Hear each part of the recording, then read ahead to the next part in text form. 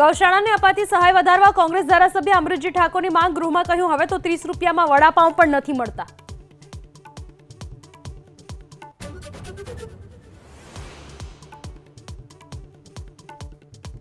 વિક્રમ ઠાકોરની ગેરહાજરી પર પ્રવક્તા મંત્રી ઋષિકેશ પટેલનું નિવેદન. વિક્રમભાઈ વિવાદ ભૂલી પ્રેક્ષક દીધામાં બેસીને નિહાળી શકે છે ગૃહની કામગીરી.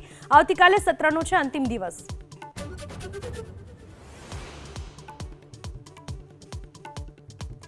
ગુજરાત કોંગ્રેસના તમામ જિલ્લા અને મહાનગરોના પ્રમુખને દિલ્હીનું તેડું. 3 એપ્રિલે દિલ્હી પહોંચવા આદેશ. સંગઠનમાં થનારા ફેરફાર અંગે કરાશે મંથન.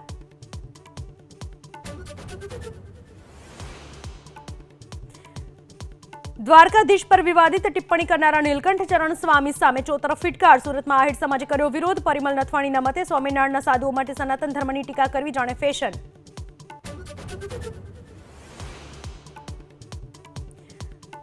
ગાંધીનગરના સાંતેજમાં બાળકીના મોત કેસમાં પરિવારનો ગંભીર આરોપ. અકસ્માત નહીં, કારથી કચડી બાળકીની હત્યા કર્યાનો આરોપ. દીકરીના પ્રેમ લગ્નની અદાવતમાં પિતા પુત્રની કરતૂતની આશંકા.